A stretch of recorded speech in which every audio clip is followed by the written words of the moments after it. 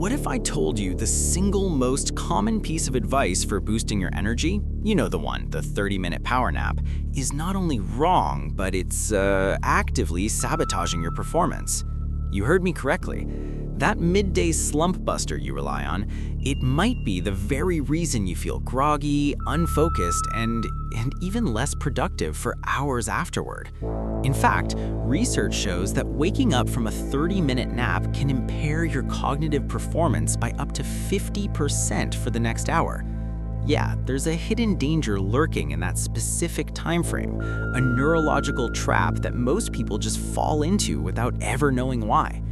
But what if you could replace that flawed habit with a scientifically proven protocol?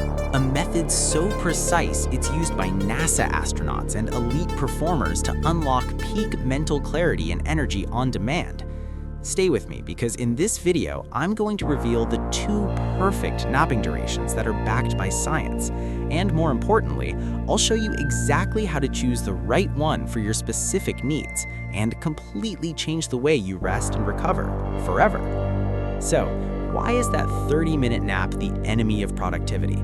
Well, the answer lies in a concept that sleep scientists are intimately familiar with, but the public rarely hears about: sleep inertia.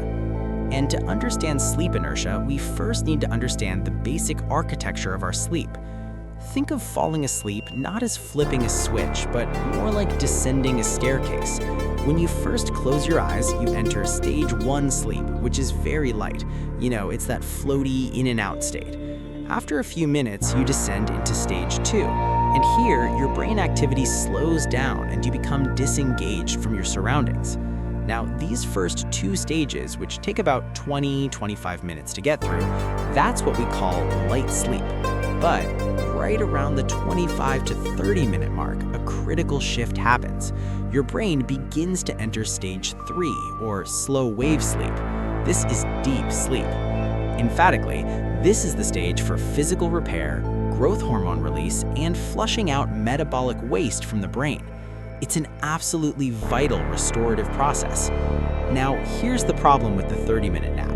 You are setting an alarm to go off precisely when your brain is transitioning into or has just entered this deep, slow wave sleep. Imagine a diver who has just started a deep descent into the ocean. Suddenly, they are violently yanked back to the surface.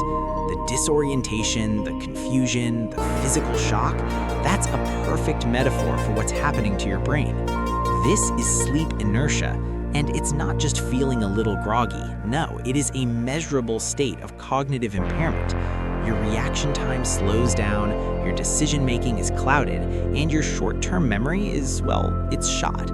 A 2018 study published in Nature confirmed that the intensity of sleep inertia is directly linked to waking up from slow wave sleep. Incredulously, you take a nap to feel sharper, but by choosing 30 minutes, you're rolling the dice and you're very likely setting yourself up to feel worse. You're gambling with your biology, and it's a bet you will often lose. So you end up stumbling through the next hour, feeling like your brain is wrapped in fog, wondering why your power nap failed. It didn't fail, it did exactly what it was designed to do when you timed it improperly. Which brings me to my next point. The very idea of the power nap has been completely misunderstood. I mean, where did this 30-minute idea even come from? It's often misattributed to a famous NASA study from 1995. This study is legendary in sleep circles, and it's what put napping on the map for serious performance enhancement. They were looking for ways to improve pilot alertness on long-haul flights, and the results were stunning. They found that a nap boosted pilot performance by 34% and alertness by 54%. But here's the detail everyone misses. The optimal duration they identified was 26 minutes. Now, you might think, 26 minutes, 30 minutes, what's the difference? The difference is everything. I mean, in the highly controlled environment of a cockpit with pilots trained to rest, that 26-minute window was the sweet spot, just before the onset of deep, slow-wave sleep. For the average person, in an office or at home, trying to hit that narrow 26-minute window is incredibly difficult. Life isn't a NASA lab, right? It might take you 5 minutes to fall asleep, or it might take you 15. A 30-minute nap gives you just enough time to drift off and fall straight into that sleep trap. The true power in a power nap doesn't come from its length, it comes from its strategic precision. It's about getting the maximum restorative benefit with zero downside, and that means avoiding deep sleep altogether. Conclusively, this leads us to the first of our 2 perfect napping protocols. If you need a fast, effective way to slash through fatigue and boost your focus for the next few hours, your target is 10 to 20 minutes. This is the true power nap. Why this duration? Well, because it keeps you squarely in the lighter stages of sleep, stages 1 and 2. You get the benefits of clearing out adenosine, that's a chemical that builds up in your brain and causes sleep pressure, without risking the plunge into deep sleep. When you wake up after 15 minutes, there's no sleep inertia, no grogginess. It's just a clean, crisp awakening. You feel refreshed, alert, and ready to go.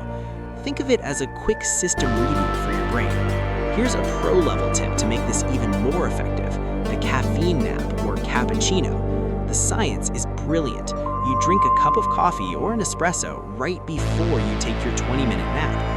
Caffeine takes about 20 to 25 minutes to be absorbed and reach peak effect in your brain, so you get the immediate restorative benefits from the nap itself, and just as you're waking up, the caffeine kicks in. The combination is absolutely explosive for your alertness. You wake up feeling not just rested, but supercharged. This is the weapon of choice for a midday slump. You're at your desk after lunch, you feel your energy fading, and instead of fighting it, you find a quiet space, set a timer for 20 minutes, and close your eyes. The difference it makes to the second half of your day it's nothing short of revolutionary. Friendly direct address. We're covering some incredibly practical science here, and if you're finding this breakdown useful for optimizing your own performance, do me a small favor. Take 1 second to hit that like button and subscribe to the channel with notifications on. It's a simple, free way to support our work, and it ensures you won't miss our future videos where we break down other protocols for peak performance, from mastering focus to structuring your morning routine. What we're about to cover next, the second perfect nap, is for anyone who needs more than just a quick reboot. You don't want to miss it. Transitioning back. Okay, so what if you're more seriously sleep deprived? Maybe you had a rough night, or you're preparing for a major presentation and need your brain at its absolute best. A 15-minute reboot might not be enough.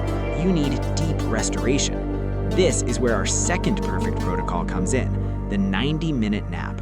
Why 90 minutes? Because that is the average length of one full sleep cycle.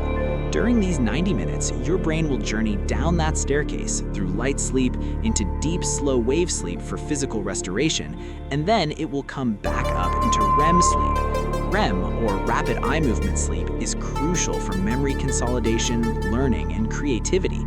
It's when your brain connects new ideas and solves complex problems. By sleeping for 90 minutes, you allow your brain to complete this entire natural cycle. When your alarm goes off, you are most likely in a very light stage of sleep, or even REM, from which it is much easier to wake up.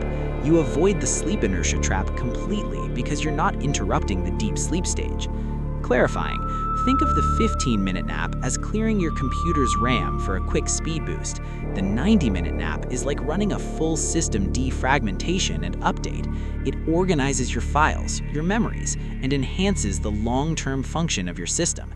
A 2015 study in the Journal of Sleep Research showed that a 90-minute nap significantly improves procedural memory and creative problem solving, benefits that a short nap just doesn't provide.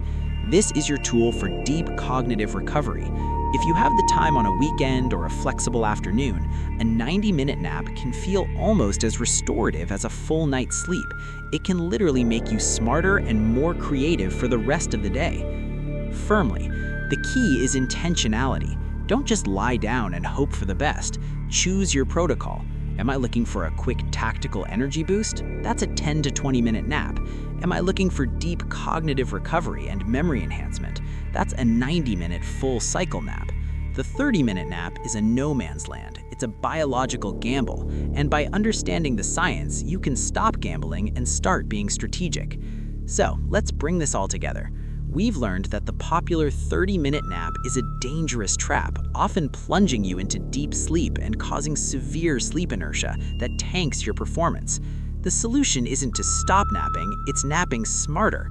You now have two scientifically backed tools in your arsenal, the 10 to 20-minute strategic reboot for a clean burst of energy, and the 90-minute full cycle nap for deep cognitive restoration and creativity.